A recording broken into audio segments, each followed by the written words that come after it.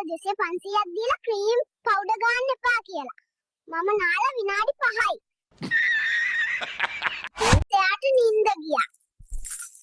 පුතා ඔයා මොකටද මේ සල්ලි එකතු කරන්නේ? ආන්ටි මම මේ සල්ලි එකතු කරන්නේ ලොකු වුණාම හොනට් එකක් ගන්න. පුතේ ඔයාට තියෙන විශේෂ දක්ෂතා මොනවද? ආන්ටි මට දවසම තියාගෙන ඉඳලා නැපිය ගලවපු ගමන් චූ කරන්න පුළුවන්. අම්මා ඔයාට දෙයක් කරන්න එපා කිව්වම ඔයා අහනවද? අනේ නෑ නන්දේ. එපා කිව්වොත් මම ඒකම තව තවත් කරනවා. අර වැරදි බණ්ඩියකට දාලා තියෙන්නේ. මේක එංගලන්ත නෙමෙයිනේ අයියෝ. මම ඩොස්තරලා මාමිව හොයාගෙන යනවා. ඇයි පුතා අද ඔයා තරහෙන් වගේ? බෑ. අනේ මේ බාප්පා මගේ චුංකුරුල්ල කඩන්න හදන ලේද්ද මත තියෙන්නෙත් එත්තලයි. මං යනවා පොලිති. පුතා මේ යන්නේ. අපේ අම්මා හලින් අලකයි අයිස්ක්‍රීම් දෙනම් කියලා බෙහෙත් පෙව්වා. ඒත් දුන්නේ නෑ. මං යනවා ආච්චිලා දිහා. අපි මෙහෙමයි පිඳන් හොදන්නේ. අපි මෙහෙමයි වලන් හොදන්නේ. ලා ලා ලා ලා. අම්මිට අද ගොඩක් සතුටු හිතේ. මේ ටික මම හොදලා දැම්මාම මට අයිස්ක්‍රීම් එකකුත් දෙයි කන්න. චුටි පුතා මොකද්ද දෙන්නේ මේ කරන්නේ? මුළු කුස්සියම වතුර. හුටා. චුටි පැටියා මොකද්ද මේ කරන්නේ පොඩි අලාම් එකකුත් අරගෙන? මම නැන්ද මේ අලාම් එක තියෙනවා පාන්දර 2ට නැගිටලා අඩන්න. අද මම තාත්තිගේ කල් එක හොදලා මේ පෙට්‍රෝලුත් ගාලා තියන්නේ. අලියට වැඩ අනේ මත. ඔයා මොනවද කියන්න කැමති ඔයාගේ පළවෙනි වතාවට? අනේ මං දැක්ක පෙර ආත්මෙ මගේ නෝනා මාව අල්ලන් ඉන්නවා. අනේ මාව ආපහු එක්කන් යන්න දෙයියනේ. චුටි බබා මොකද මේ තාත්තා දැක්කම අඬනවා කියන්නේ? තාත්තගෙන් බේර ගන්න බෑ අම්මි කුක්කුයි ත්‍රිපෝෂයි. අම්මයි තාත්තයිට කියන්න එපා කරන්න දෙයක් නෑ. ඒකයි මම්මගේ ත්‍රිපෝෂ හංගන්නේ. මොනවාද ඔයාගේ අනාගත බලාපොරොත්තුද? දෙපයින් හිට ගන්න එක තමා නැන්දි.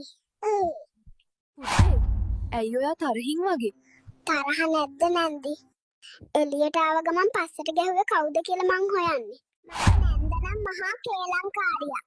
මං පොඩි දඟ වැඩක් කරපු ගමන් අම්මට කියනවා කේලං කියන්න එපා නැන්දේ. කොහෙද යන්නේ? මම යනවා අච්චි අම්මා ගාවට. එහෙම මාව රජෙක් වගේ බලා ගන්නවා. අම්මා නම් දවසම TikTok බල බල ඉන්නවා. හැබැයි ගෙදරට කවුරු හරි ආවම කියන්නේ මෙයා නිසා මට මුකුත්ම කරගන්න වෙලාවක් නෑ කියලා. පුතේ ඔයා ළඟ තියෙන බයන් ඉගෙන ගත්තේ පුතේ. මම ඉපදුන දවස් ඉඳන් අම්මත් එක්ක TikTok කරනවා නැන්දේ.